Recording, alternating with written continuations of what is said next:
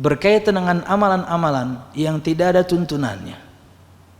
Tanyakan 3 hal kepada para pelakunya ini. 1. Apakah Nabi Muhammad SAW tahu ini amal kebaikan? Jika jawabannya, oh pasti tahu, sini dalilnya.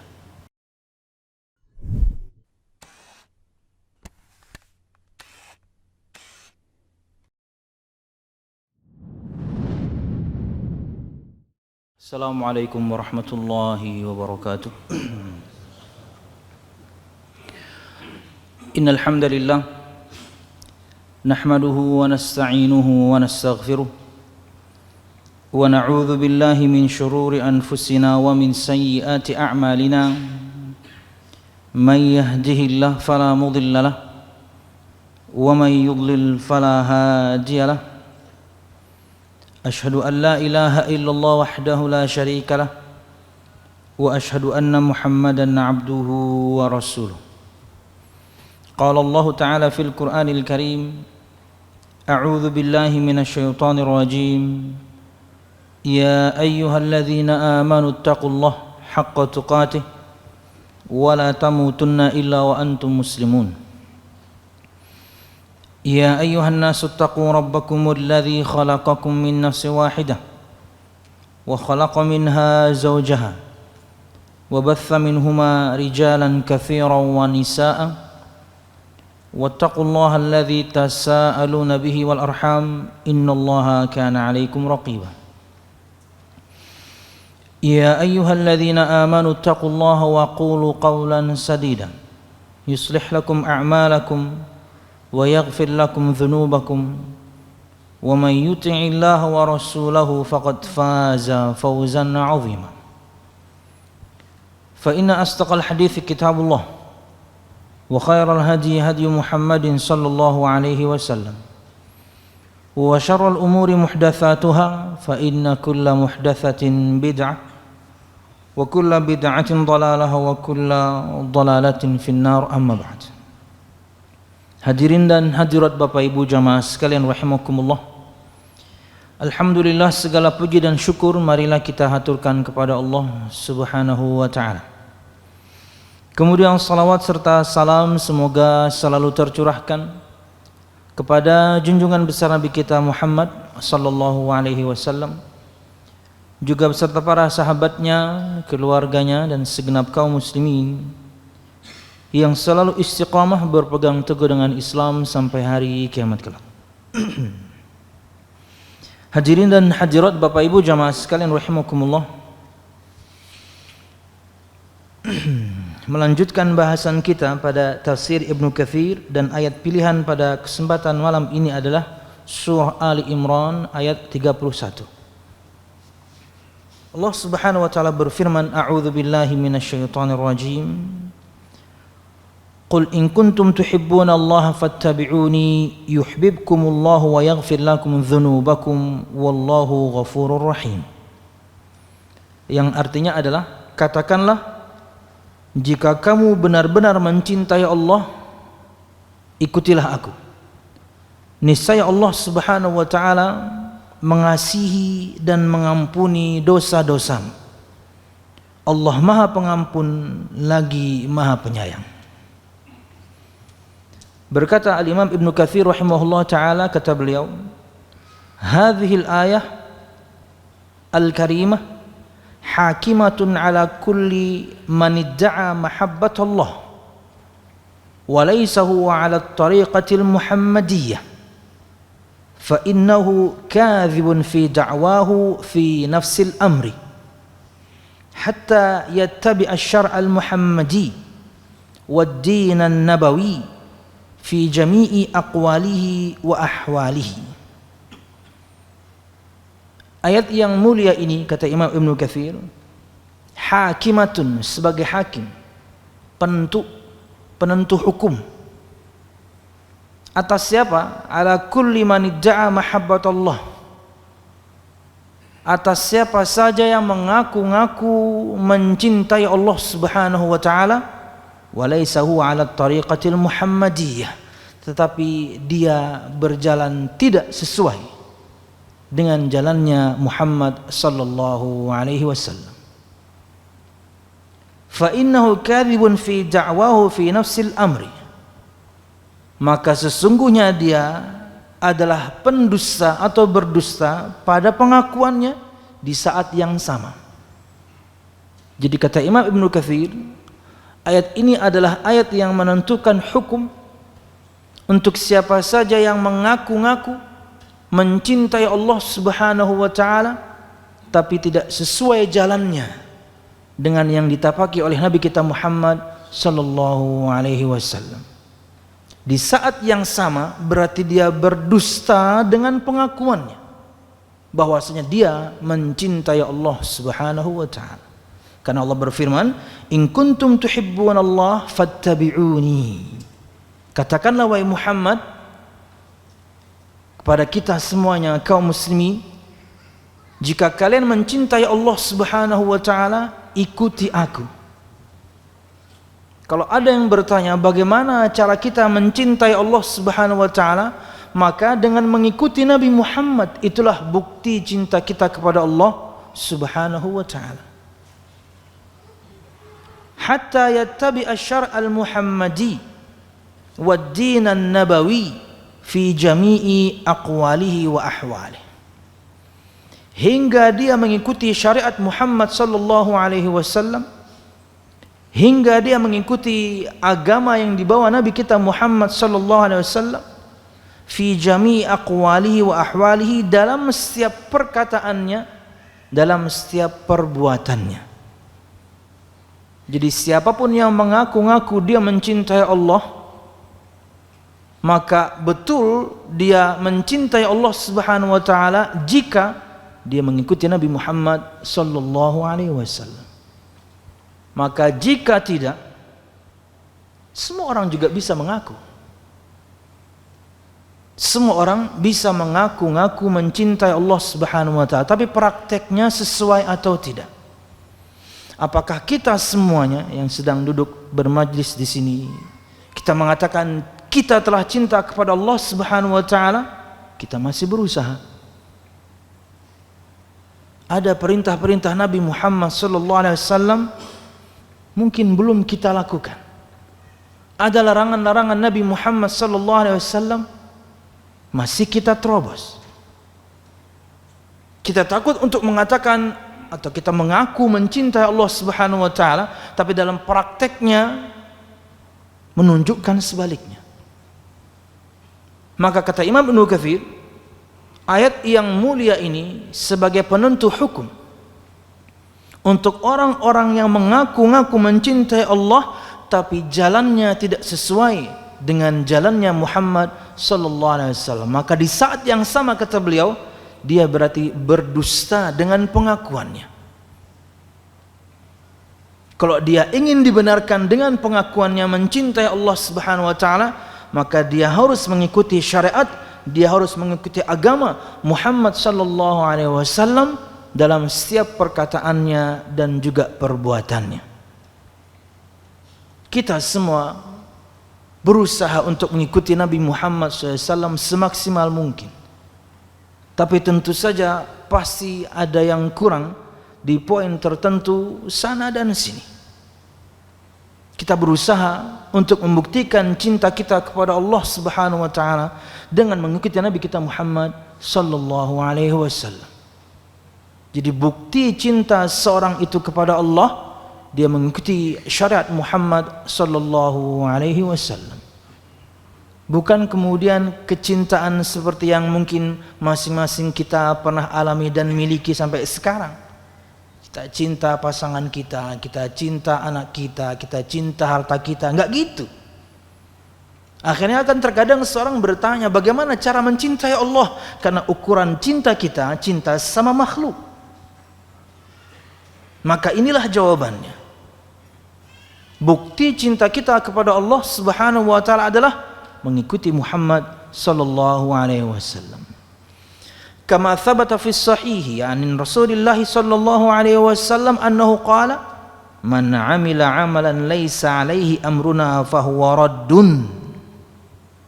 sebagaimana telah tetap dalam hadis yang sahih dari Rasulullah sallallahu alaihi wasallam bahwasanya beliau sallallahu alaihi wasallam bersabda, "Man 'amila 'amalan," barang siapa yang mengamalkan satu amalan, "laisa 'alaihi amruna," yang tidak ada padanya perintah kami, "fahuwa raddun," maka amalan tersebut raddun, ay mardudun ala amilihi, dikembalikan kepada pelakunya, artinya tertolak. Raddun artinya mardudun, raddun artinya penolakan, tapi yang dimaksudkan dengan sabda Nabi Muhammad di sini adalah mardudun, tertolak, dikembalikan kepada yang mengatakannya, yang mengamalkannya, tidak Allah Subhanahu wa taala terima. Kenapa? Karena Nabi Muhammad SAW tidak pernah mengamalkannya.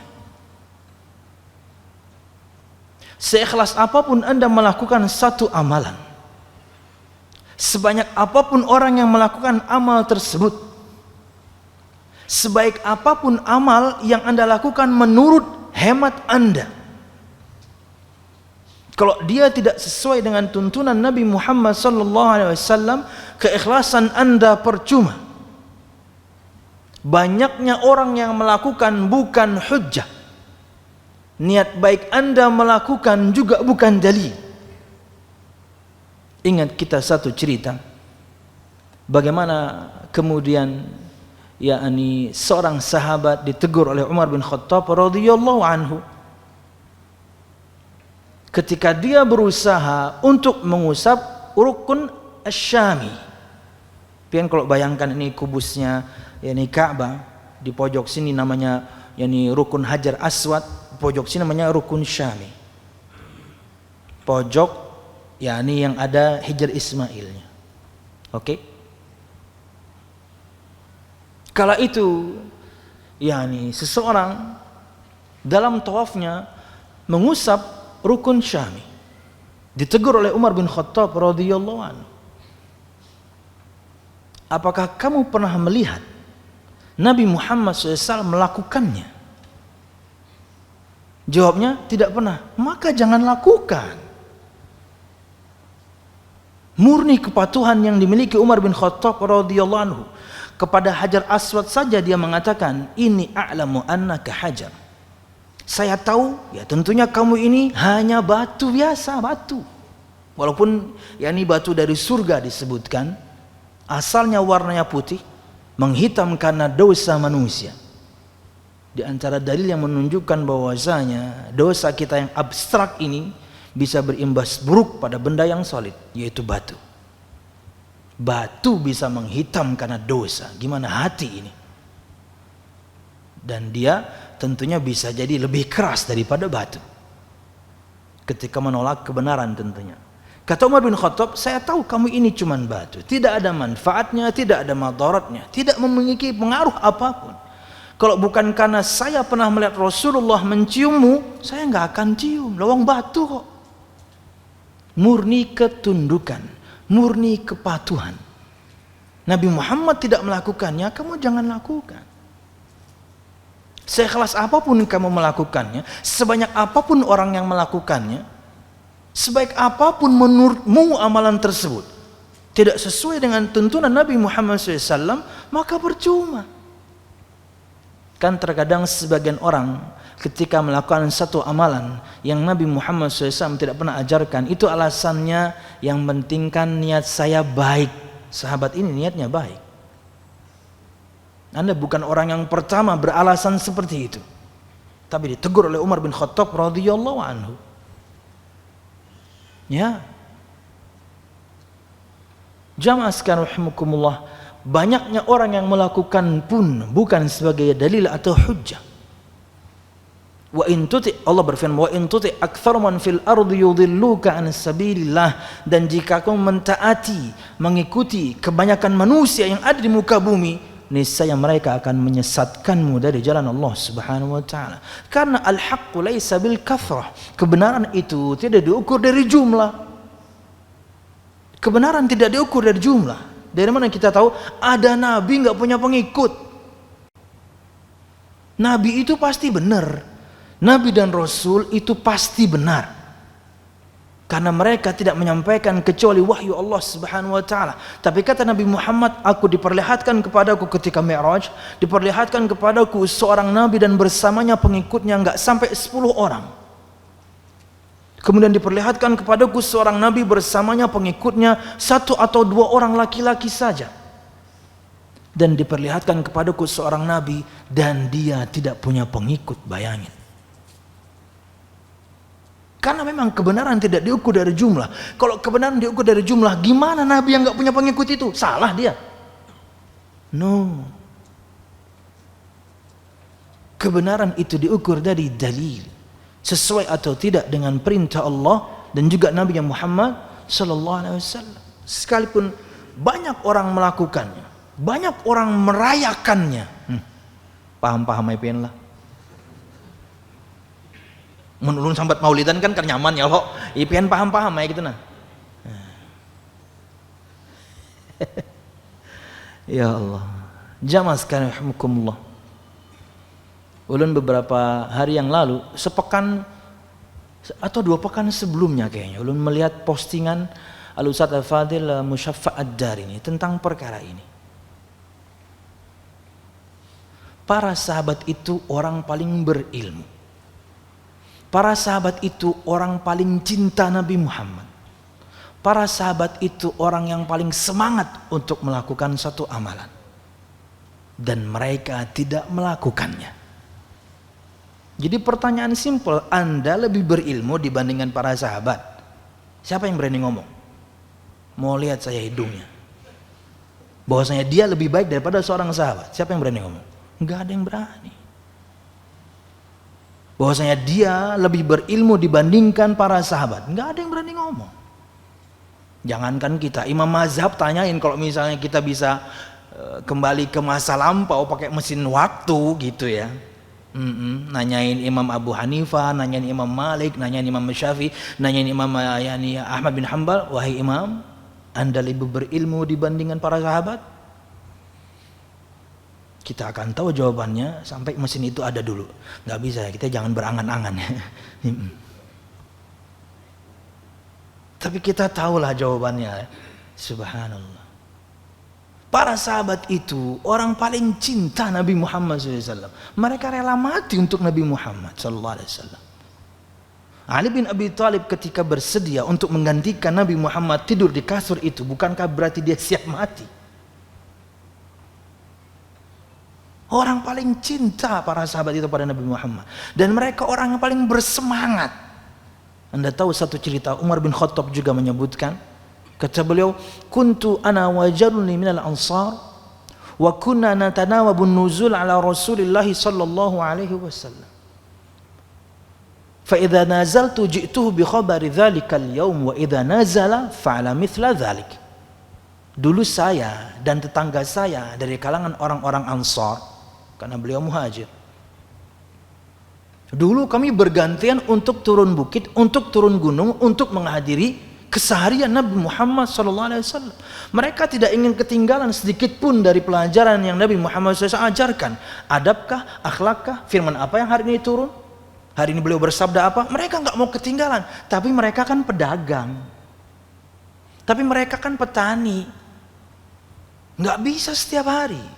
Akhirnya mereka punya cara. Kata Umar bin Khattab, saya bergantian dengan sahabat saya.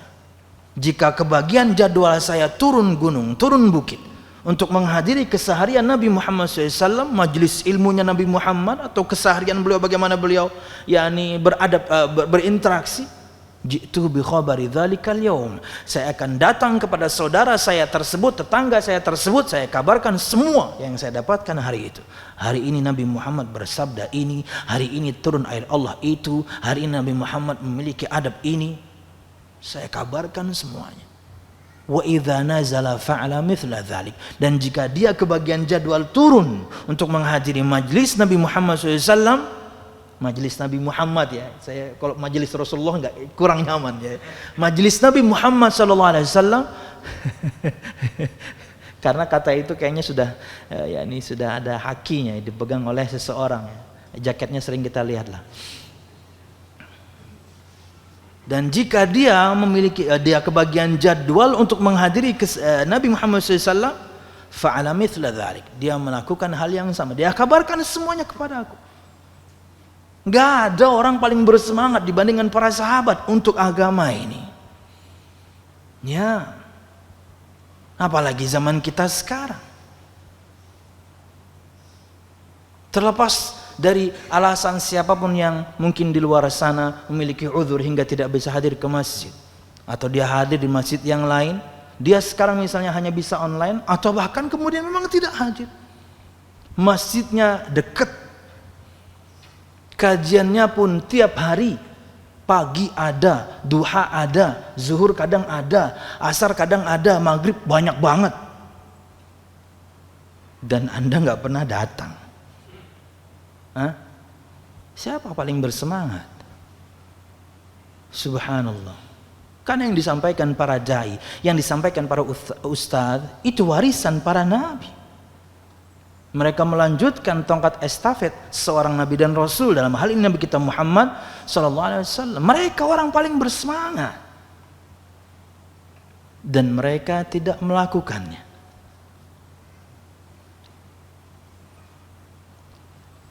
Ada terkadang orang juga menyebutkan dalil tentang bahwasanya hari Senin itu adalah hari kelahiranku. Oh, hadisnya sahih. Tapi kenapa para sahabat tidak memahaminya seperti Anda memahaminya? Ya, dengan hadis tersebut menjadi landasan untuk mereka merayakan. Itu berarti pemahaman Anda kan? Kenapa tidak ada seorang pun sahabat yang pemahamannya seperti itu? Bahwasanya keutamaan hari Senin itu karena dia adalah hari lahirku. Kemudian para sahabat merayakan hari lahir Nabi Muhammad. Kok nggak ada? Berarti Anda lebih hebat pemahamannya dibandingkan para sahabat. Secara tidak langsung. Kan biasanya kalau pian ikut kajian Syekh Ramadhani waktu itu di Masjid Imam Syafi'i, ulun terjemahkan waktu itu, berkaitan dengan amalan-amalan yang tidak ada tuntunannya. Tanyakan 3 hal kepada para pelakunya ini. 1. Apakah Nabi Muhammad SAW tahu ini amal kebaikan? Jika jawabannya, oh pasti tahu, sini dalilnya. Dalilnya nggak ada, berarti Anda lebih tahu dibandingkan Muhammad SAW. Hebat sekali Anda lebih tahu agama ini dibandingkan manusia paling mulia itu. 2. Apakah para sahabat memahaminya seperti yang Anda pahami? Contoh yang tadi itu, keutamaan puasa hari Senin. Apakah para sahabat memahaminya itu menjadi dalil untuk merayakan? Enggak ada para sahabat memahami seperti itu. Jadi pertanyaan, apakah para sahabat yakni memahaminya seperti itu? Oh iya, sini dalilnya. Siapa yang ngomong di kalangan para sahabat bahwasanya amal ini adalah sebuah kebaikan dari Rasulullah? Siapa? Oh, enggak ada. Oh, berarti Anda lebih faham dibandingkan para sahabat. Hebat enggak? Lebih tahu kebaikan dibandingkan Nabi Muhammad, lebih faham dibandingkan para sahabat. Oh, kami tidak mengatakan demikian, praktek Anda menunjukkan itu. Anda memang nggak ngomong, siapa yang berani ngomong saya lebih faham kebaikan daripada Nabi Muhammad, saya lebih mengerti makna dari satu sabda Nabi Muhammad dibandingkan sahabat? Nggak ada berani yang ngomong. Tapi praktek Anda menunjukkan itu. Kemarin ada yang bertanya ke ulun berkaitan dengan satu amalan tertentu yang ada di masyarakat. Ustadz, apakah itu ada? Silakan tanya kepada yang melakukan, jangan tanya saya. Saya nanya antum itu supaya tahu ada landasan atau tidak. Tanya yang mengamalkan, bukan saya yang tidak mengamalkan. Karena asal hukum ibadah itu haram, jangan lakukan dulu sampai ada perintahnya, sampai ada contohnya. Nah sekarang Anda menanyakan satu amalan dilakukan oleh sebagian orang, tanya orang itu. Kemudian ada jeda, tak tanya dia juga nggak punya dalil Ustaz, cuman katanya saja lah, dia cuman pakai dalil katanya. Gimana Anda mengamalkan satu amalan hanya katanya dan katanya? Oh iya, waktu itu amalannya adalah menggundul rambut anak sekian puluh kali supaya dia cerdas. Coba, menggundul rambut anak sekian puluh kali supaya dia cerdas. Saya katakan, kalau Anda ingin anak Anda cerdas, satu, berikan dia asupan yang halal. Anda ingin anak Anda cerdas, dua, Anda mendidiknya jadi anak yang cerdas. Masa pengen cerdas cuman digundul doang? Ulun tiap tahun umroh kayak ini aja, kan gundul terus tuh. Waktu kuliah berapa kali umroh tuh? Iya, gundul klimis. Kada doktor, daftar S2 aja kada diterima orang. Cerdas dari Hong Kong. Oh tuh pian begundulnya waktu sudah kenal pangjar. Orang waktu halus, sip, waktu halus sini. Anda mengamalkan satu amalan dengan keyakinan tertentu. Subhanallah. Jadi seperti itu ya. Kalau pian ditanya tentang satu amalan yang pian tidak lakukan, tanya orang yang melakukan. Lalu dalil Anda menyalahkan apa? Ya karena Anda melakukan tanpa dalil. Simple kok. Makanya beberapa hari yang lalu Akh David walaupun masih dari Madinah, dia masih sempat posting bahwasanya jamaah sekalian rahimakumullah, nggak usah perkara yang banyak ya. Video ulun terakhir itu yang potongan itu, ulun cuman bahas sholat. Ulun belum bahas zakat, belum bahas puasa, belum bahas haji dan umroh, belum. Sholat aja deh sudah sempurna sholat kita, belum jamaah, belum.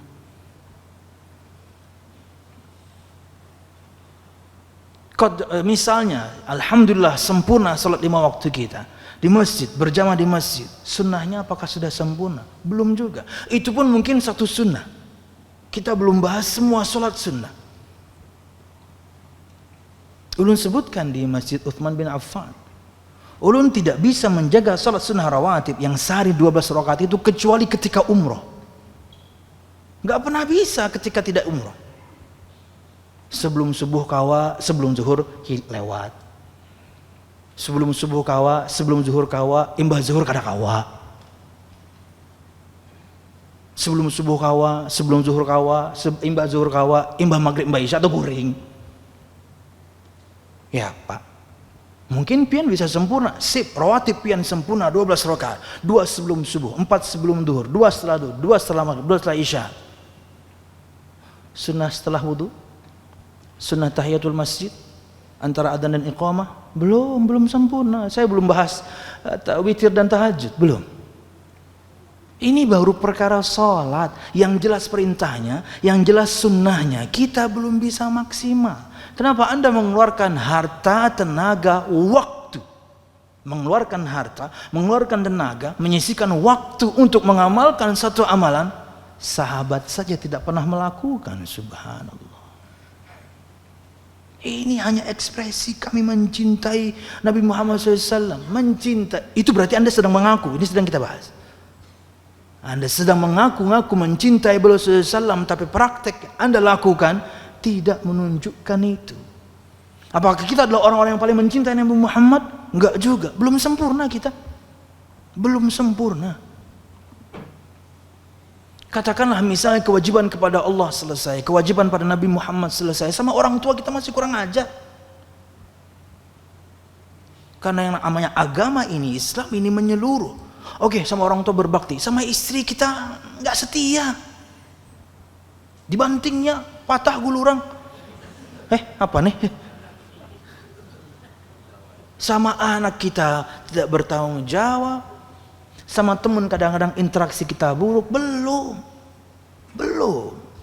Makanya kita tidak bisa mengatakan saya atau kita orang paling mencintai beliau. Kenapa? Kekurangan sana sini, tapi yang jelas ada perintahnya, ada larangannya, itu fokus kita. Subhanallah. Jamaah sekalian, kita lanjutkan. Kata Imam Nukathir, Walihada qala qul in kuntum tuhibbunallah fattabi'uni yuhibbukumullah. Oleh karena itu Allah berfirman, katakanlah hai Muhammad, jika kalian mencintai Allah, ikuti aku. Perhatikan balasannya. Yuhibbukumullah, niscaya Allah akan mencintai kalian. Subhanallah. Tidak ada kecintaan lebih tinggi daripada ini. Tidak ada derajat dan level lebih tinggi daripada level dan derajat ini. Dicintai Allah. Coba. Makanya disebutkan oleh Imam Ibnu Katsir, yahsulu lakum fawqa ma talabtum min mahabbatikum iyyahu. Kalian akan mendapatkan di atas dari yang kalian lakukan,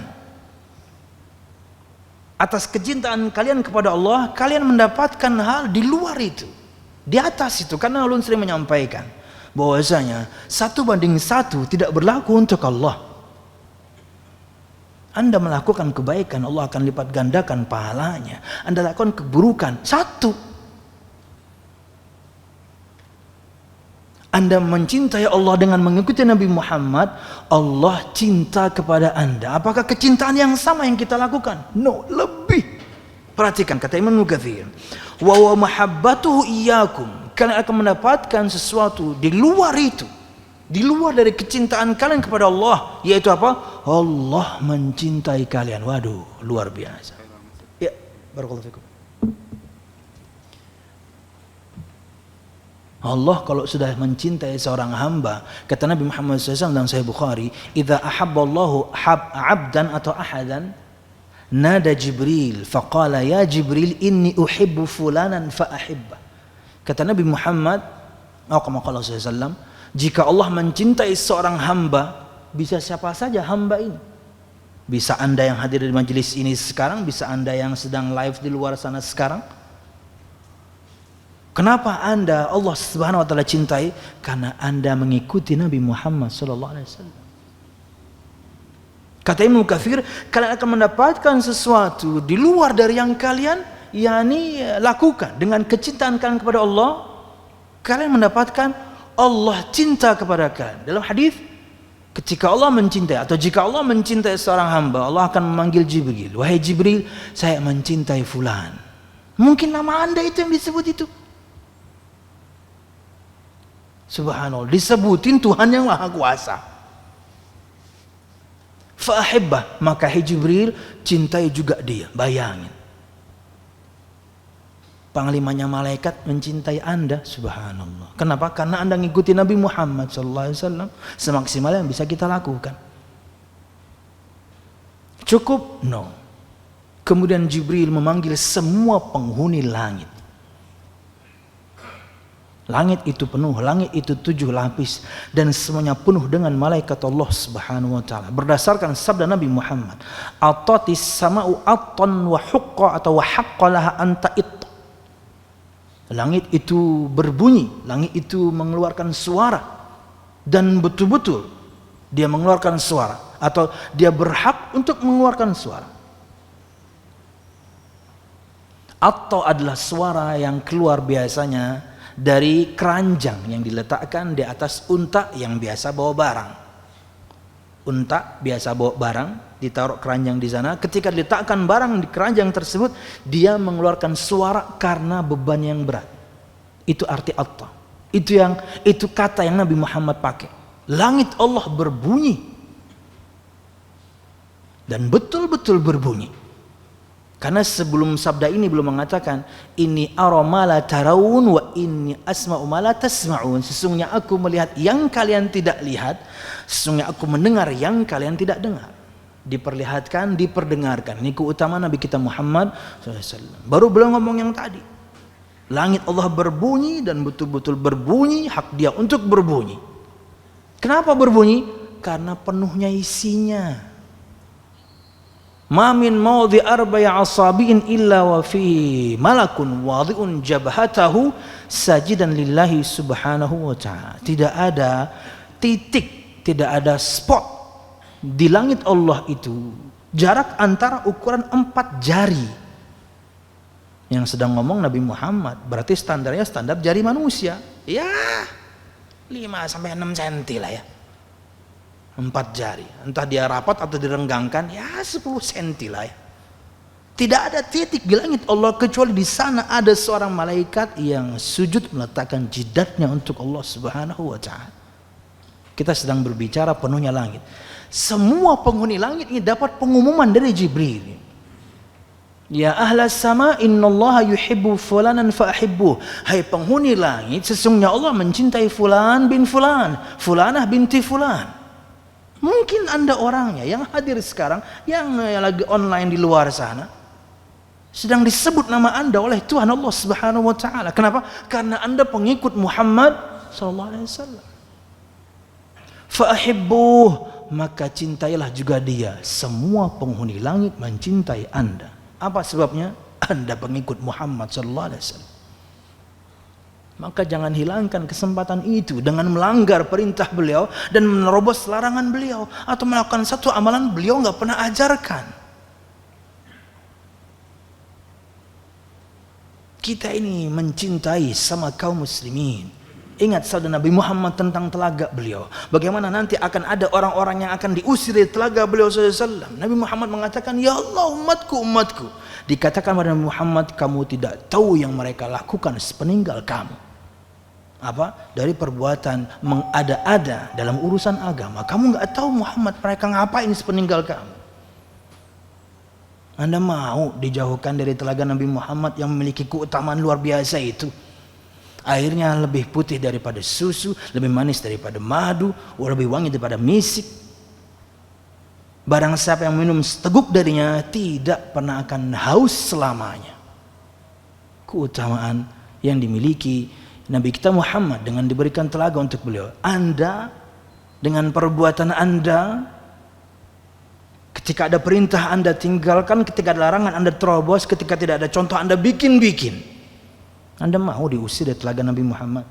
Nabi Muhammad sudah bela, tapi tak taunya tetap dijauhkan. Karena apa? Karena perkara agama yang kita ada-adakan dalam agama ini. Subhanallah. Masih melanjutkan hadis yang tadi, kata Nabi Muhammad SAW, "Thumma nada Jibril fi ahli sama, ya ahli sama, innallaha yuhibbu fulanan fa'ahibbuh, fayuhibbuhu ahlus sama. Thumma yuktabu lahul qabul fil ard." Kemudian Jibril menyeru di langit, hai penghuni langit, semua malaikat Allah, wa ma ya'lamu junuda rabbika illa huwa, dan tidak ada yang tahu jumlah malaikat Allah Subhanahu wa kecuali Allah. Sangat banyak malaikat Allah itu, hingga cuma Allah yang tahu jumlahnya, hingga yani langit itu penuh. Kita tahu kejadian ketika Nabi Muhammad Mi'raj, diperlihatkan kepada beliau yakni Baitul Ma'mur. Nabi Muhammad bertanya, apa ini wahai Jibril? Ini Baitul Ma'mur, seperti Ka'bahnya para malaikat. Bahkan kata Imam Nukathir, jika dia jatuh persis di Ka'bah kita yang ada, saking lurusnya tempatnya di langit sana. Kata Jibril, sehari di sana tawaf 70.000 malaikat. Kalau sudah selesai tawaf, malaikat keluar melaksanakan tugas masing-masing dan tidak kembali. Malaikat Allah sangat banyak, tidak ada yang tahu jumlahnya kecuali Allah Subhanahu wa taala yang di langit tadi. Akhirnya dia dicintai, atau fayuhibbu ahlus sama, akhirnya penghuni langit mencintai dia. Dari Allah memberitahu Jibril, dari Jibril memberitahu semua malaikat. Thumma yuktabu lahul qabul fil ard, kemudian dituliskanlah untuknya al-qabul, penerimaan di dunia, menjadi orang yang diterima di masyarakat. Kapan? Ketika Anda dicintai Allah. Bagaimana agar dicintai Allah? Ikut Nabi Muhammad sallallahu alaihi wasallam.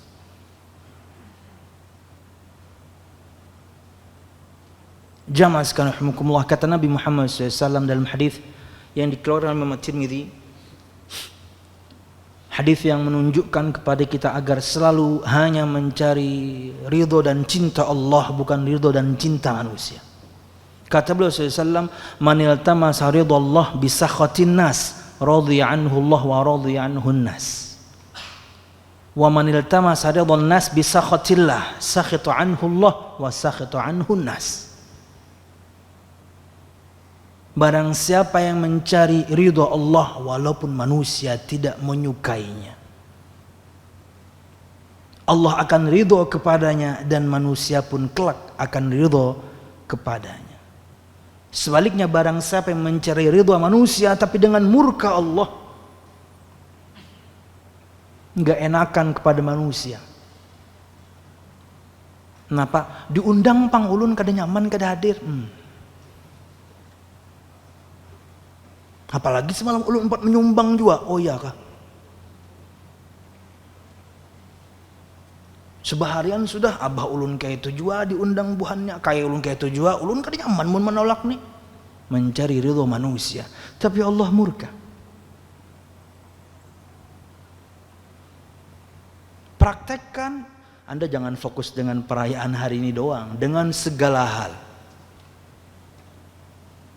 Anda tinggalkan perintah Allah dan Rasulnya demi mendapatkan ridho istri. Anda terobos larangan Allah dan Rasulnya demi mendapatkan ridho anak. Anda meninggalkan perintah Allah dan Rasulnya, menerobos larangan Allah dan Rasulnya demi mendapatkan ridho mertua.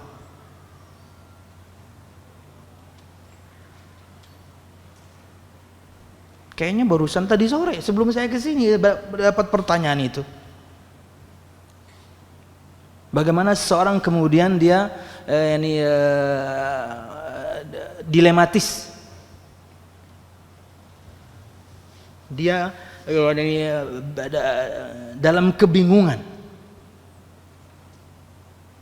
Dan ini sering didapatkan oleh banyak perempuan.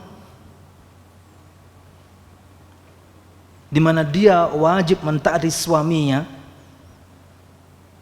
dan seorang suami pastinya laki-laki, dia tetap wajib taat pada orang tuanya, tapi si orang tua ini loh mengatasnamakan kedurhakaan, kamu kalau tidak taat saya kamu durhaka, padahal perintahnya salah. Si anak tadi bingung, hingga kemudian dia malah rela menzalimi istrinya demi taat orang tua, padahal perintahnya salah. Ada larangan yang diterobos, ada perintah yang ditinggalkan, tapi atas nama kedurhakaan. Kamu kalau nggak taat saya, kamu durhaka sama saya.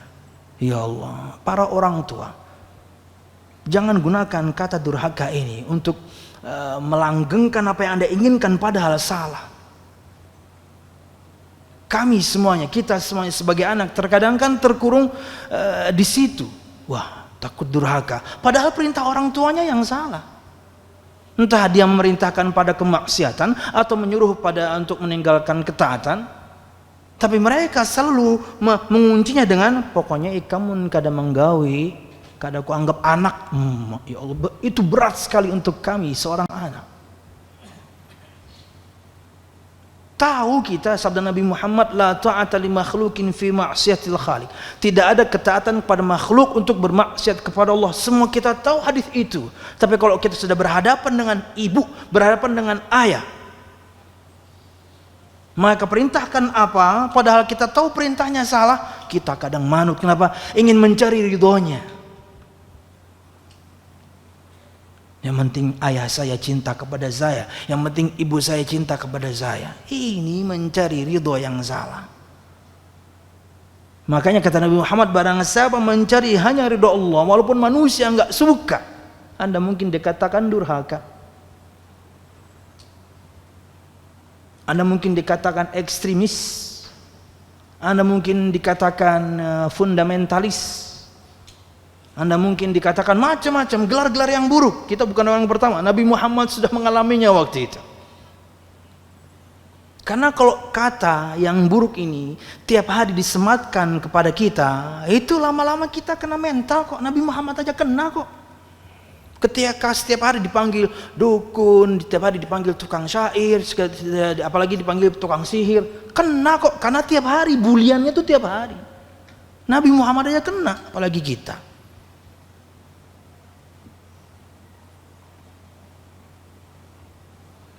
Barang siapa mencari ridho Allah walaupun manusia tidak suka,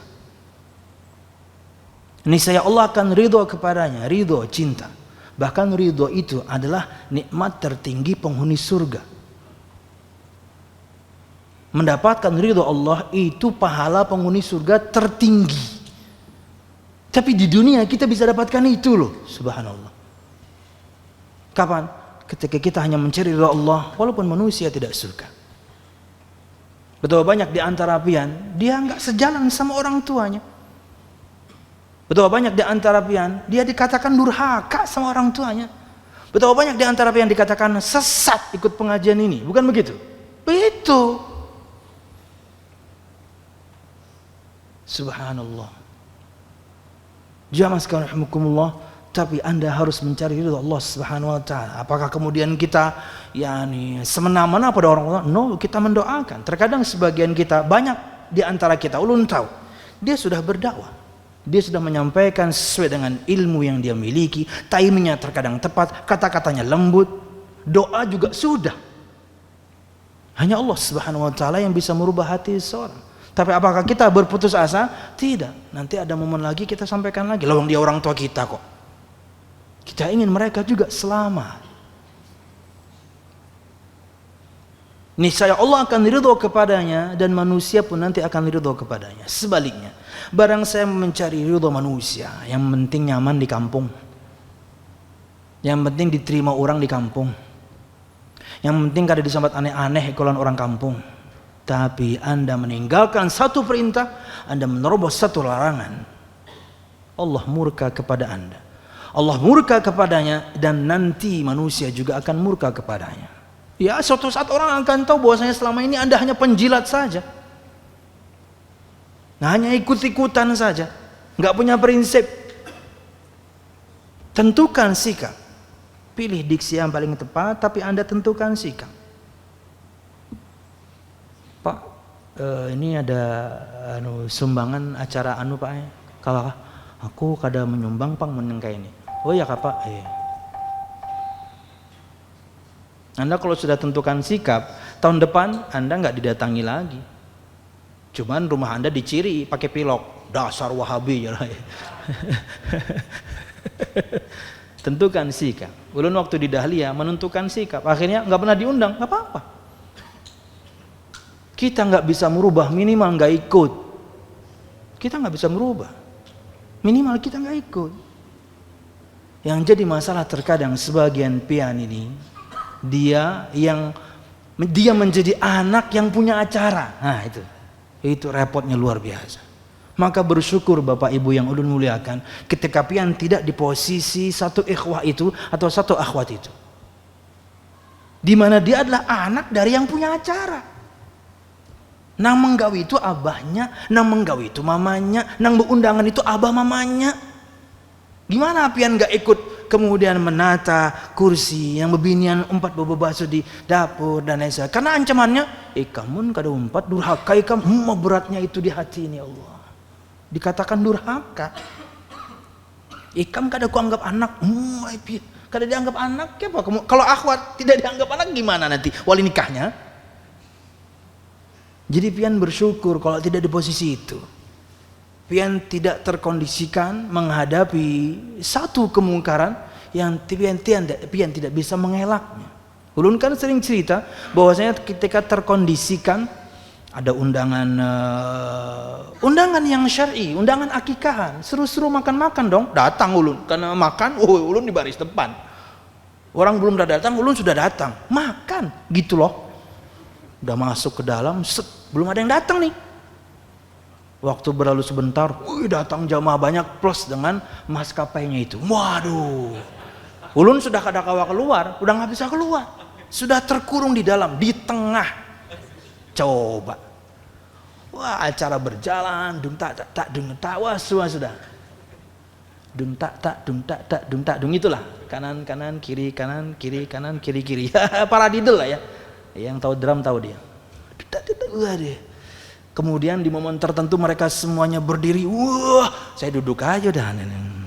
Ngulang-ngulang hafalan nggak bisa juga. Waktu itu berusaha mengulang hafalan tabarok. Tabarokalladzi, tabarok. Tak ada kawan. Ini ribut benar ya Pak, ya Allah. Terkondisikan itu. Gimana kalau bukan cuman hanya mengingkari dengan hati, kada kau apa-apa. Mungkin semua yang sedang berdiri waktu itu melihat saya, cie Wahabi. Cie kepergok. Mungkin gitu dalam hati mereka ya. Kurang ajar ya. Saya tahunya makan-makan doang, taunya ada maskapai. Waduh, ya sudahlah ya.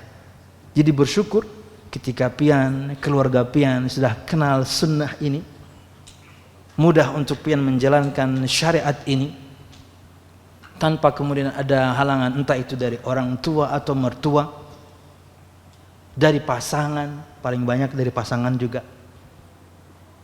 Betapa banyak akhwat itu dia ngaji, suaminya nggak ngaji.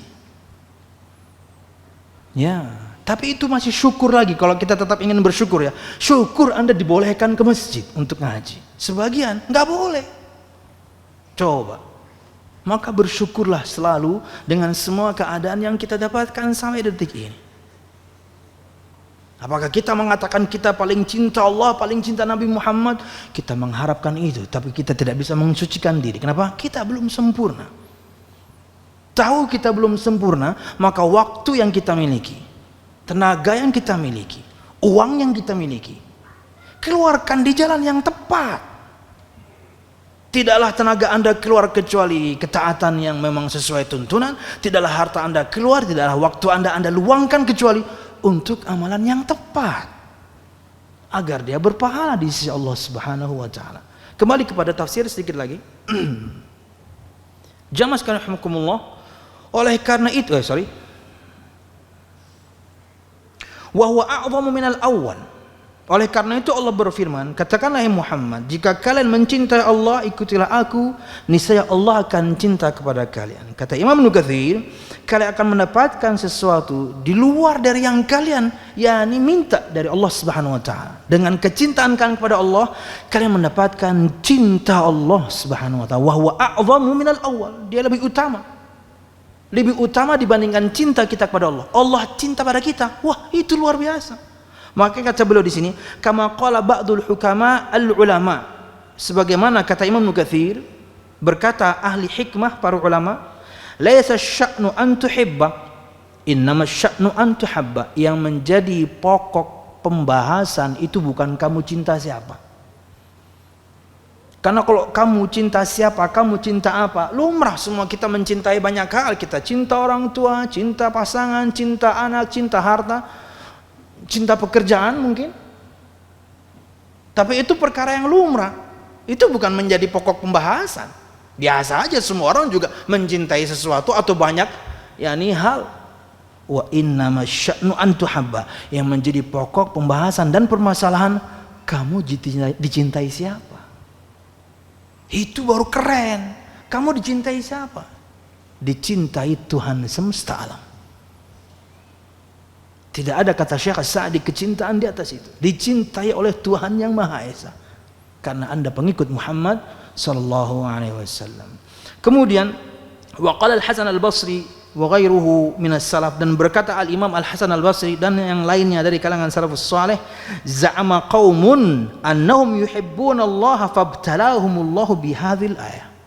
Sebagian kaum mereka mengaku-ngaku mencintai Allah, maka Allah uji mereka dengan turutnya ayat ini. Betul enggak kalian cinta saya?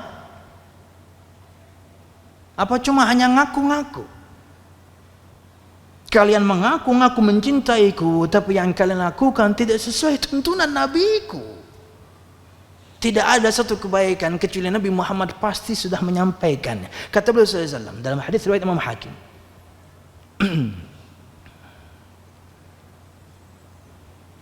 ma min amalin yuqarribu ilal jannah illa qad amartukum bih. Tidak ada satu amalan yang akan mendekatkan kalian kepada surga Allah kecuali aku pasti sudah perintahkan. Sebaliknya, dan tidak ada satu amalan yang akan mendekatkan kalian kepada neraka Allah, aku pasti sudah larang. Lengkap Nabi Muhammad ajarkan kita semuanya. Anda ingin mendekatkan diri kepada Allah Subhanahu wa taala, Nabi Muhammad jalannya. Kasarnya itu kalian kalau ingin dekat kepadaku, contoh nih nabiku nih. Dia sudah terangkan semuanya, cara mendekatkan diri kepadaku, nabiku sudah terangkan semua. Itu aja yang fokus kalian. Dan itu kita belum sempurna. Maka jangan keluarkan uang begitu banyak, tenaga begitu banyak, waktu begitu banyak untuk satu amalan. Boro-boro dapat pahala, Anda malah berdosa. Kenapa? Tidak, atau di luar ajaran Muhammad sallallahu alaihi wasallam. Dan yang terakhir, kata beliau di sini, ulun skip, ada perkataan yang lain tapi ulun skip. Thumma qala wa yaghfir lakum dzunubakum wallahu ghafurur rahim. Dan niscaya Allah akan mengampuni kalian, mengampuni dosa-dosa kalian, dan Allah Subhanahu wa taala Maha Pengampun lagi Maha Penyayang. Jadi bukan cuma mendapatkan kecintaan dari Allah Subhanahu wa taala karena kita mengikut Muhammad SAW, dosa kita pun akan Allah ampuni. Luar biasa. Ikutilah Nabi Muhammad SAW semaksimal yang kita bisa. Bertakwalah kepada Allah sesuai dengan kemampuan masing-masing, yang mendatangkan kecintaan dari Allah dan yang mendatangkan ampunan dari Allah Subhanahu wa taala. Wallahu a'lam bishawab. Keluarkan harta Anda, tumpahkan yakni waktu dan juga kemudian tenaga Anda untuk satu amalan yang dengannya mendekatkan diri kepada Allah, bukan malah menjauhkannya. Wallahu a'lam bishawab. Ini yang bisa ulun sampaikan jamaah, mudah-mudahan bermanfaat. Salah dan khilaful mohon maaf. Mudah-mudahan kajian kita diberkahi Allah Subhanahu wa taala. Amin ya rabbal alamin. Ada satu pertanyaan. Assalamualaikum Ustaz. Waalaikumsalam. Ntar saya baca dulu ya. Kalau misalnya pantas ya saya baca, kalau enggak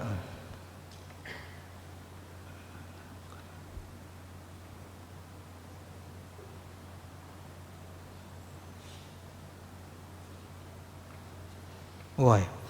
Assalamualaikum Ustaz. Waalaikumsalam. Bagaimana hukumnya kalau kita berjualan di tempat acara ahlul bid'ah?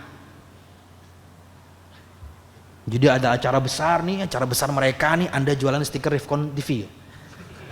Anda jualan Rifkon TV, Anda jualan kaos Rifkon TV, Anda jualan hoodie Rifkon TV. Di acara mereka, wow, yang ada banyak jutaan. Jual stiker dakwah sunnah gitu ya. Jual buku Ustaz Yazid gitu ya. Saya ingin mendekatkan pemahaman saja ya. Sebelum saya selesaikan pertanyaannya. Mungkin gak Anda lakukan ya. Ya challenge ya, misalnya siapa di antara pedagang coba challenge diri sendiri ya, wani kata. Nah, acara besar mereka gelar buku rata-rata karangan Ustaz Yazid, karangan Ustaz Abdul Hakim Abdad gitu. Habis itu ada backgroundnya gitu, didukung oleh Rifkon TV. Ya Allah. Bagaimana hukumnya kalau kita berjualan di tempat acara ahlul bidah?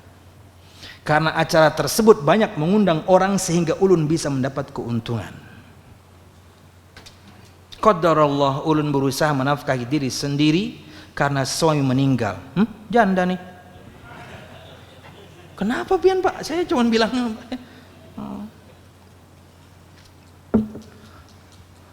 paham gak pian Pak? Nikahi perempuan ini Pak, supaya dia nggak jualan di tempat itu. Nomornya ada sama saya nih. Mun pian wani lah iya. Pian gin tahu nomor ulun ya lo. Sampai besok kerdanang WhatsApp. Dasar pengecut. Sama aja bertahan. Aduh, ya Allah. Subhanallah. Jamaah sekalian rahimakumullah. Kemarin ini sedikit ya, intermezzo sedikit ya. Waktu ngumpul-ngumpul sama Ustadz Al-Fadhil Muhammad Abdul Tuaisikal, beliau bercerita tentang biro jodoh beliau. Ulun tanya, persentase ikhwan dan akhwat ada berapa Ustaz? 5:1. 5 pendaftar akhwat, 1 pendaftar ikhwan. Ini bukti otentik. Begitu banyaknya. Silahkan lanjutkan ya. Aduh ya Allah, itu di Jogja kan? Di sini ya sama aja sebenarnya. Aduh, nanti dulu ya, ini dulu ya. Oke. Qadarullah, ulun berusaha menafkahi diri sendiri karena suami meninggal dan tidak ingin meminta dari anak. Jazakallahu khair. Hukum asal berjualan Hukum asal berjualan boleh dong. Anda jualan apa dulu? Kita nggak bahas Anda jualan stiker Refcon TV dong, enggak. Mungkin Anda jual makanan, mungkin Anda memang jualannya di depan rumah, Anda punya toko kelontong, Anda punya toko pacarakinan, Anda ada jualan di rumah, tapi rumah Anda di lingkungan mereka. Iya dong, hukum asal jualan sah-sah saja. Wallahu a'lam bishawab. Tapi yang jadi masalah kalau misalnya Anda memang bukan orang situ, ya. Kemudian Anda memanfaatkan ramainya dan banyaknya orang dengan berjualan di sana. Hukum asalnya lagi ya. Ya boleh-boleh saja dong karena jualan. Cuman yang kita takutkan adalah Anda menjadi bagian dari pendukung acara itu. Jual beli Anda sah. Anda jual, mereka beli. Anda jual makanan kah? Anda jual apakah? Anda menjual, mereka membeli. Sah. Nggak ada masalah jual belinya. Tapi Anda berjualannya betul-betul menunggu momen itu di mana orang begitu banyak dengan acara tertentu, berarti Anda sekalipun Anda tidak mendukungnya, tapi Anda bagian dari orang yang mendukungnya. Wallahu a'lam bishawab. Jadi Anda bertanya ini saja, pasti Anda sendiri ragu kan? Anda bertanya ini, Anda berarti ragu sebenarnya. Itu sudah fatwa dari hati nurani Anda, ikuti. Kalau nggak nyaman jangan lanjut. Semoga Allah Subhanahu wa taala berikan kemudahan untuk Anda. Entah usaha Anda tidak harus kemudian berjualan seperti itu lancar, atau Allah Subhanahu wa taala hadirkan untuk Anda suami yang baru dan dia menafkahi Anda. Amin. Ya. Tapi jangan sampai karena kita ini jamaah, ini kita nih rata-rata semua kita ya.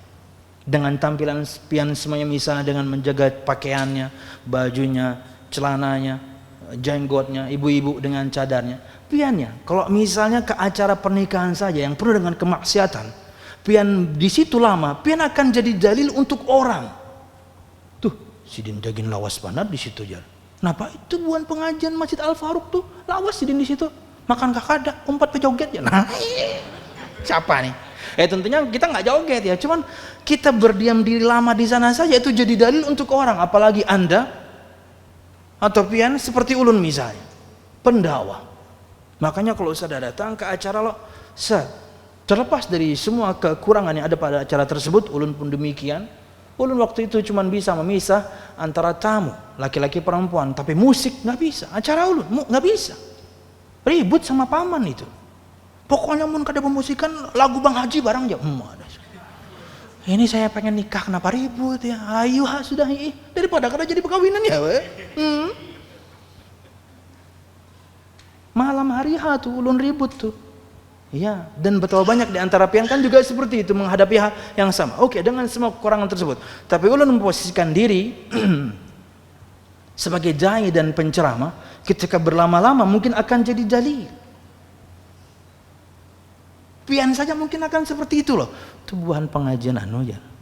Biasanya mendengarkan lagu-lagu itu ya. Begarak lagi batisnya ya. Nah. Pian saja bisa jadi dalil, apalagi kemudian ustadznya. Makanya begitu datang, kemudian langsung salaman, pulang. Biasanya seperti itu. Karena bisa jadi kita adalah orang yang sangat diharapkan untuk datang. Itulah kenapa kita menghadiri acara yakni walimah pernikahan, karena sangat mungkin Anda orang yang sangat dia tunggu dengan semua kekurangan yang dia miliki pada acaranya, hadir, salaman, pulang. Karena bisa jadi ketika Anda sudah hadir, bagi dia sudah sempurna acara itu, sisanya dia cuman yang Anda betul-betul ditunggu. Makanya jamaah, kalau pian diundang dan pian kemungkinan hitung-hitung nggak bisa hadir, bilang, jangan nggak bilang, afan akhlah, Anda mungkin kada kau hadir, kenapa? Pas anak-anak keluar kota, bilang, karena Anda kata Syekh Abu Bakar Jabal Al-Jazairi, karena sangat mungkin Anda orang yang sangat dia tunggu. Wallahu a'lam bishawab. Jadi seperti itu. Yani Anda, jadi dari hati nurani Anda pun Anda tahu sebenarnya ini nggak nyaman, maka jangan dilanjutkan. Semoga Allah limpahkan rezeki di jalan yang lain. Amin. Atau kemudian di antara rezekinya adalah yakni Allah berikan kepada Anda ini pasangan pengganti suami Anda yang meninggal dan dia menafkahi Anda dengan baik ya. Tidak kemudian membanting hingga leher Anda ini retak ya. Kenapa itu pulanglah? Tapi kan ulun kadang nyamat ngaran ya Allah. Kita belum tahu dua sisi cerita ya.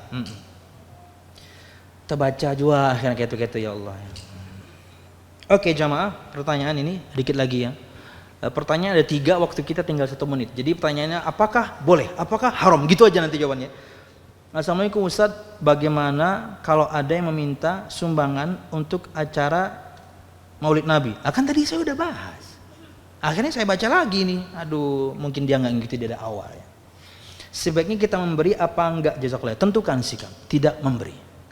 Tentukan sikap dengan tidak memberi. Jadi orang tahu Anda bukan orang yang menggawi.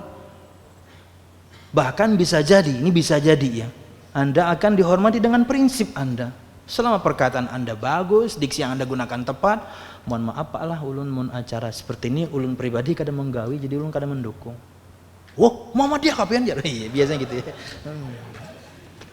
Biasanya gitu dia. Kalau dia di masyarakat umum itu Muhammadiyah.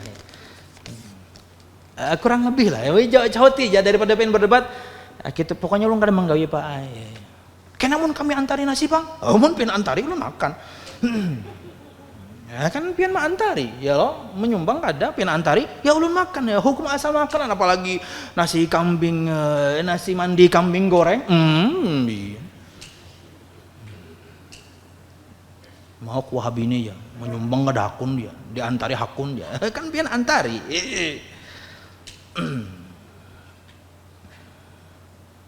Siap, yang kedua. Bismillah afwan Ustaz, ana mau bertanya dengan segala kefakiran ilmu ana Ustaz. Ana penasaran dan ingin tahu secara detail, secara detail ini ngalih. Tentang nada backsound nasyid Ustaz. Apakah benar itu bukan termasuk musik? Nada backsound nasyid. Gimana maksudnya ya? Akapela mungkin ya. Iya, apakah benar ia bukan termasuk musik? Ana mantan drummer profesional Ustadz. Wah, sama dong, jos. Iya. Tadi saja saya masih ingat ketukan paradiddle. Kanan kiri kanan kanan kiri kanan kiri kiri. Duk tak tak duk tak tak duk tak duk. Masih ingat saya. Iya. Susah ini. Untuk teman-teman yang biasa main gitar mungkin masih ingat beberapa chord masih ingat. Ya loh. Alhamdulillah diberi Allah hidayah untuk meninggalkan musik. Amin.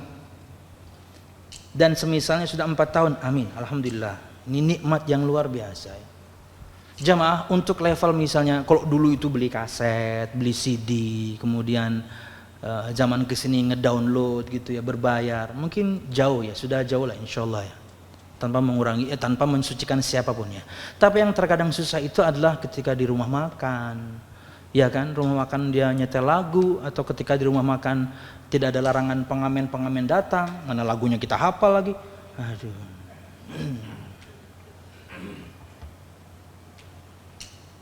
Beberapa minggu ini terjadi pertanyaan besar di kepala ana. Mungkin syubhat mau masuk ini. Ana dengar nasyid backsoundnya jelas seperti nada keyboard yang dulu ana dengar di musik Ustaz. Tapi dari akun IG yang memposting dakwah sunnah. Tapi dari akun IG yang memposting dakwah sunnah untuk itu menyebutkan bukan musik. Ya saya kira ini mungkin akapela ya. Dia nada mulut tapi seperti musik, ya akapela ya. Tapi seyakinnya ana itu adalah musik. Ia memiliki nada dan bunyi jelas sama seperti musik Ustaz. Mohon penjelasannya. Iya, sama, dikiaskan. Ini penanyaan ini Anda bisa browsing sekarang hukum akapela. Penjelasan Ustaz Syafiq bahasa lama. Ulun fahamnya ini mungkin akapela ya. Jadi yang musik pakai mulut tuh, Pak. Nanti ada beberapa orang pakai suara rendah, beberapa orang pakai suara rendah tengah, beberapa orang mungkin suara tinggi. Begitu digabung, kayak musik sudah. Tapi pakai mulut. Ada. Silahkan Ustaz Syafiq terangkan cukup detail, yakni tentang hukum akapela. Wallahu a'lam. Dan beliau menyamakannya, beliau mengkiaskannya. Wallahu a'lam bishawab. Pasti ada kenikmatan, Pak. Pasti ada kelezatan, tidak bisa kita pungkiri. Oh iya dong, ini drummer atau sebagian pian dulu pernah main gitar, main bass, main keyboard. Keyboardnya keyboard komputer lagi ya. Tak ya, itu bukan musik ya. Ada kelezatan tidak bisa dipungkiri. Ulun sering contohkan dengan mungkin sebagian pian ya, tapi mudah-mudahan sudah taubat ya. Atau pian pernah nonton. Ketika dia di panggung, dia pegang melodi gitu ya. Coba di momen tertentu dia pasti sangat menikmatinya karena lezat memang. Lagu jalan di bagian akhirnya biasanya dikasih momen 1-2 menit untuk yang main melodi untuk memperlihatkan. Iya, wah, Anda lihat dia kan sampai merem-merem kan. Dan subhanallahnya fitrah manusia. Ini saya sambung-sambungkan saja ya, tapi ingat ini bukan dalil ya. Ulun nyambung-nyambungin doang. Begitu fitrah manusia berbicara, Tuhan itu di atas langit. Pian perhatikan musisi, ketika sedang menikmati alunan musiknya, itu menengadah ke langit, Pak.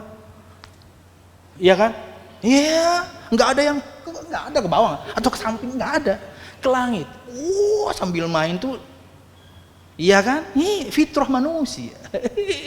Karena ada kelezatan, ada kenikmatan. Cuman ia adalah semu ya dari syaitan. Makanya meninggal orang yang bisa main instrumen itu lebih susah meninggalkan musik daripada yang cuma dengar-dengar. Kalau nyanyi juga mungkin suaranya fals ya. Aduh, barakallahu fiik. Jadi saya sarankan antum sekarang mungkin browsing habis isya lah ya. Hukum akapela Ustaz Syafiq Basalam. Karena yang ulun pernah tonton beliau mengkiaskannya sama dengan musik. Wallahu a'lam bishawab. Karena dia bukan dengan alat, cuma dengan mulut, tapi mirip sekali. Apalagi Anda juga tahu beatbox kan? Wah, itu apalagi beatbox. Kadang-kadang satu mulut ini bisa mengeluarkan beberapa suara di saat yang sama. Luar biasa. Suara snare bisa dia keluarkan, suara bass drum bisa dia keluarkan, suara crash bisa dia keluarkan di mulut yang sama.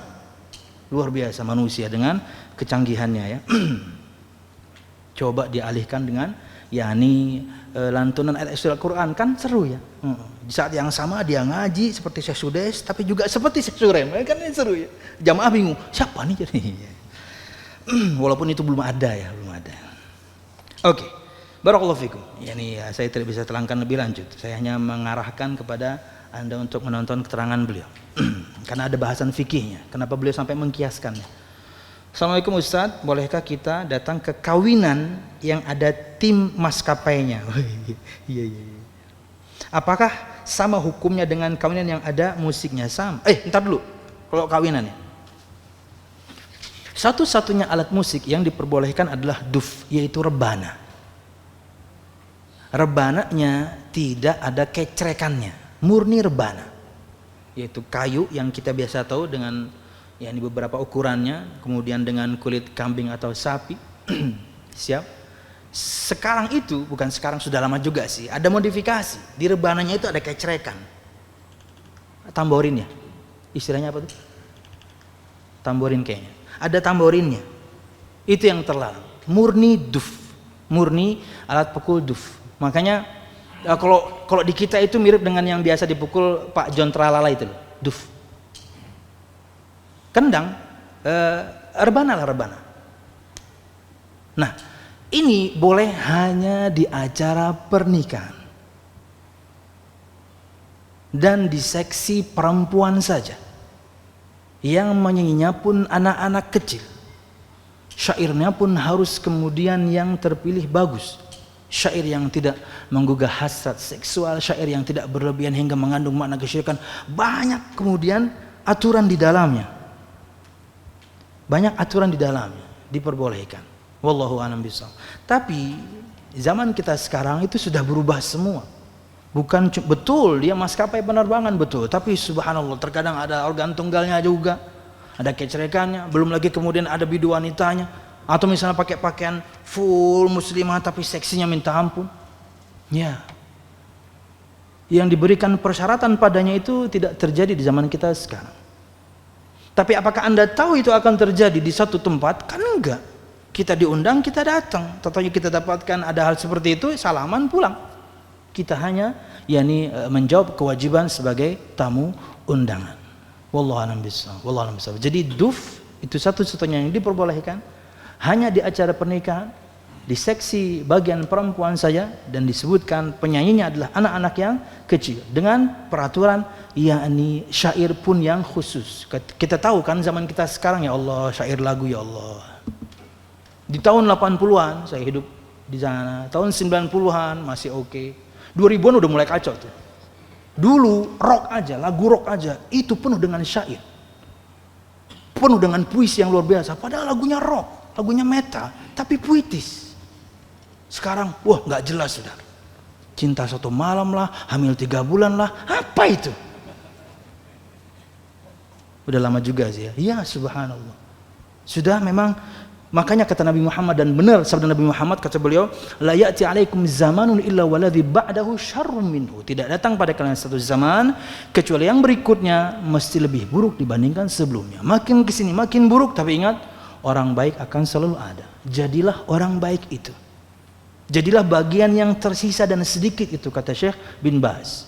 Ketika beliau menerangkan hadis ini, bukan berarti kebaikan itu sirna. Kebaikan akan selalu ada, tapi menyusut.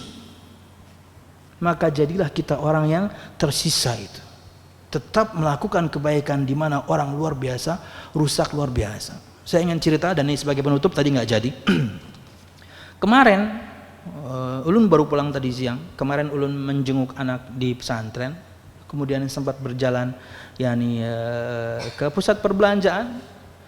Saya sebutkan saja ya, Transmart yang ada di Solo. Yang cukup mengagetkan adalah, saya kemarin pengen videoin biar viral, tapi ya untuk apa ya? Tapi sekarang saya ingin sampaikan, cuman kekagetan saja. Apakah peraturan di sana berbeda? Jadi di Transmart, di salah satu seksi rak tertentu, di bagian minuman banyak, tapi di rak tertentu semuanya minuman beralkohol. Saya tanya ke Ustadz Muhammad Qasim, Ustadz, peraturan di Solo gimana sih? Nah baru, ada khamr semuanya itu. Ini bukan di hotel bintang 5, di hotel bintang 4, bukan. Ini bukan di pubnya hotel bintang 5, bintang 4, bukan. Ini di tempat umum. Kalau Jakarta nggak usah tanya. Tapi ini di Solo. Mungkin ada yang bisa jawab, ya monggo ya. Apakah peraturan Solo seperti itu? Oh, di Banjarmasin, oh keras. Walaupun saya tahu ada yang jual. Ada di kafe tertentu mereka menyimpannya, disebutkan jarju apa lah, karena yang ulun tahu bahwasanya di Banjarmasin ini cukup keras ya peraturannya ya, untuk minuman beralkohol, karena dia umul khaba'ith. Anda jangan anggap ringan ini. Orang kalau sudah mabuk, orang kalau sudah teler, dia bisa lakukan apapun ya. Dan biasanya orang yang mabuk, teler dan bisa lakukan apapun itu separuh. Dia kalau teler banget ambruk. Biasanya dia dapatnya separuh, temannya ambil separuh. Lalu sangit, coba julungnya full. Guringinya. Makanya kalau ada orang mabuk itu kemudian bisa main pedang atau menimpas-nimpas. Enggak. Itu baru mabuk separuh. Kenapa? Botolnya diambil kawannya. Kayaknya sangit. Coba sebotolan full.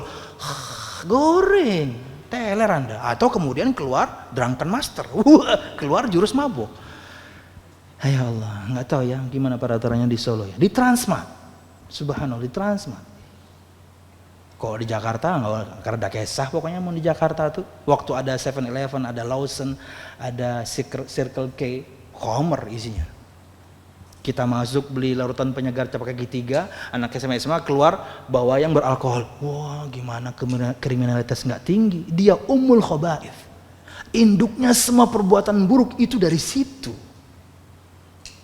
Kita bersyukur pemerintah kita, kota, juga kemudian misalnya daerah masih kuat mempertahankan agar ini kemudian tidak dilegalkan, karena ia mengandung begitu banyak kemungkaran. Wallahu a'lam bishawab. Makanya doakan kebaikan untuk pemerintah ya. Selipkan doa kebaikan untuk pemerintah ya. Dan bisa jadi jamaah, terpanjang pulanglah. Dan bisa jadi jamaah. Ketika kita melihat kerusakan begitu banyak di masyarakat kita, tapi kemudian masih ada kebaikan dan Allah Subhanahu wa taala tidak menenggelamkan kita dengan begitu banyak kemaksiatan yang ada, masih banyak orang-orang yang ikhlas. Masih banyak orang yang beribadah dengan ikhlas kepada Allah Subhanahu wa taala hingga kemudian Allah tidak menghukum. Di antaranya ketika Jumat itu sangat jelas ya.